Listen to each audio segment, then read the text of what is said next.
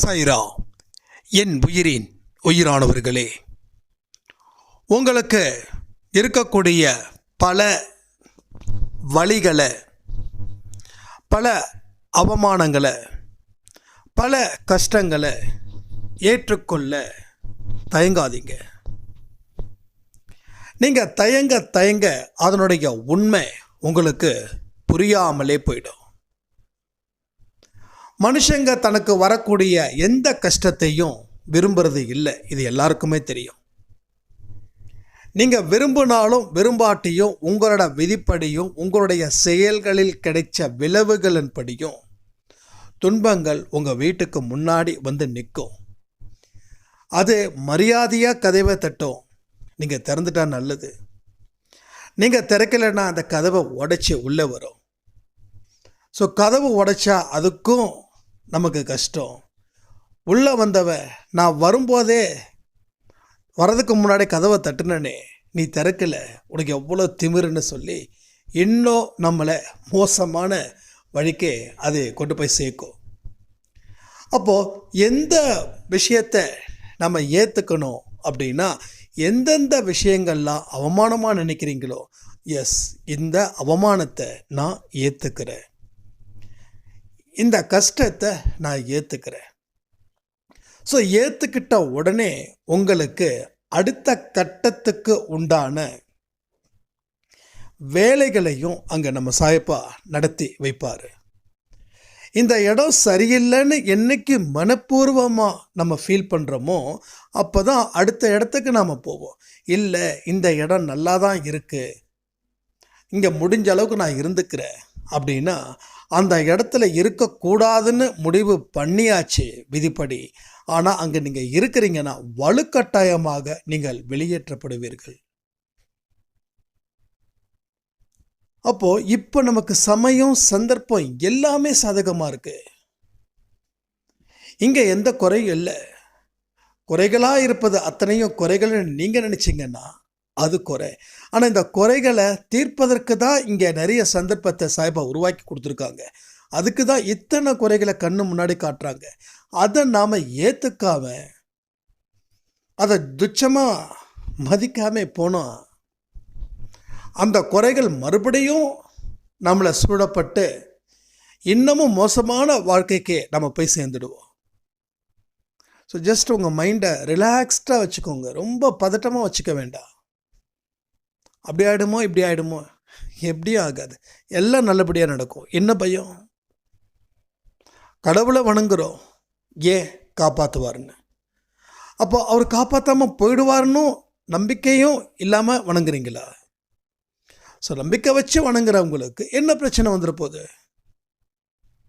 So இங்கே problem அப்படின்றது ஒன்று தான். நீங்கள் ஏற்றுக்காத வரைக்கும் அது ப்ராப்ளம். ஒன்ஸ் அதை அக்செப்ட் பண்ணிட்டா it's not a problem, it's a solution. So ஒவ்வொரு பிரச்சனைகளுக்கும் சொல்யூஷன்ஸ் அதுக்குள்ளே இருக்குது. அதுக்குள்ளே இருக்கிறது எப்படி தெரியணும் அப்படின்னா, ஜஸ்ட்டு நீங்கள் அக்செப்ட் பண்ணுங்கள். எல்லாமே ரொம்ப ஈஸி. வாழ்க்கைன்றது நீங்கள் பெருசாக கோட்டை கட்ட வேண்டியதே இல்லை. ஆல்ரெடி கோட்டை கட்டியாச்சு, போய் சேரல அங்கே, அவ்வளோதான். போய் சேரணுன்னா இந்த மாதிரி இன்பத்தை துன்பத்தை எல்லாத்தையும் கடந்து தான் அங்கே போகணும்.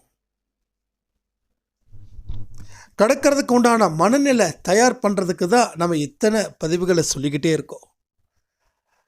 அதாவது சொன்ன பதிவுகள், சொல்லாத பதிவுகள், உங்களால் அனுபவித்த விஷயங்கள், அனுபவிக்காத விஷயங்கள் எல்லாமே உங்களை காதுக்குள்ளே கொண்டு போய் திணிக்க வைக்கிறதுக்கு காரணம் சாய்ப்பாவே. மாறு மாறு இல்லைன்னா மாறுவதற்கான சூழ்நிலை வந்துடும். மாறுவதற்கான சூழ்நிலை வந்துருச்சுன்னா உன்னால் மாற முடியாமல் போகும். அதனால் இப்போவே மாறு. இந்த மாற்றத்துக்கு உண்டான வழிகள் தான் உங்களுக்கு இந்த மாதிரியான தொடர்ந்து சில வார்த்தைகள் உங்களுக்கு காதில் கொண்டு வந்து சேர்க்கிறாரு. ஸோ எப்படியோ உங்களுக்கு ஒரு விஷயங்கள் வெறுதுன்னா அதை வெறுக்காதீங்க, பயப்படாதீங்க.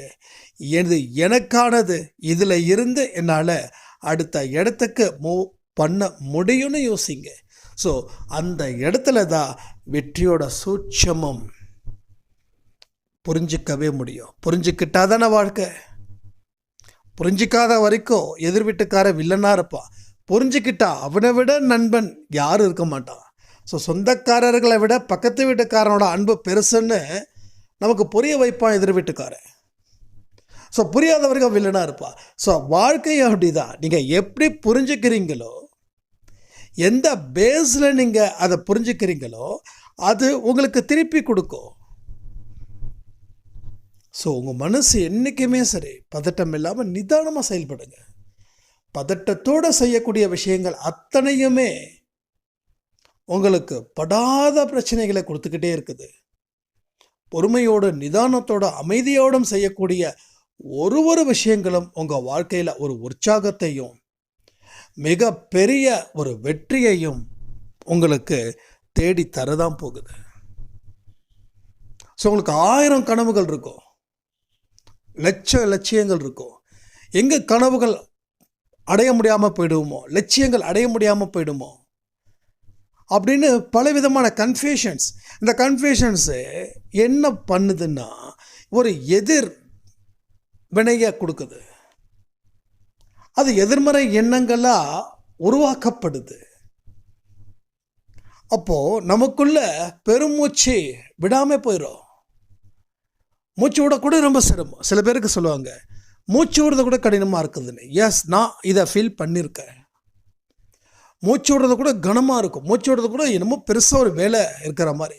ஸோ அந்த அளவுக்கு ஒரு பதட்டமான சூழ்நிலைகளை நீங்கள் மட்டும் இல்லை, உலகத்தில் இருக்கக்கூடிய அத்தனை மனிதர்களும், முக்காவாசி மனிதர்கள் பதட்டமான சூழ்நிலை தான் வாழ்ந்துக்கிட்டு இருக்காங்க. அடுத்தது என்னவோ ஏதோ அப்படின்னு. ஆனால் இந்த இடத்துக்கு கொண்டு வந்தது யாருன்னா எக்ஸாக்ட்லி நம்ம மட்டும்தான். சரியாக கெஸ் பண்ணலை, டைமை யூஸ் பண்ணிக்கல, ஆப்பர்ச்சுனிட்டியை ஏகப்பட்டதை தொலைச்சோம். அதனுடைய விளைவுகள் தானே. ஒரு செயலுக்கும் எதிர் விளைவுகள் இருக்குது. அப்போ அந்த எதிர் விளைவுகள் தான் எதிர்மறை எண்ணங்களாக நிற்குது. எதிர்மறை எண்ணங்கள் தோல்வியை கொடுக்குது. ஸோ தோல்வி அதிகமாக அடுத்த மனசு கடந்து தவிக்குது. என்ன பண்ணுறது ஏது பண்ணுறது தெரியாத ஒரு பதட்டமான சூழ்நிலை.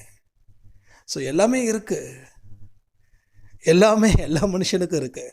ஆனால் அதை புரிஞ்சுக்கிற விதத்தில் புரிஞ்சுக்கிட்டு அழகாக அற்புதமாக அமைதியான முறையில் நம்மளை போராடி வெல்ல ஆரம்பிச்சிட்டோன்னா உங்கள் வாழ்க்கையில் பல மடங்கு, நான் அடித்து சொல்கிறேனே, செஞ்சு பாருங்கள், வாழ்க்கை செமையாக இருக்கும்.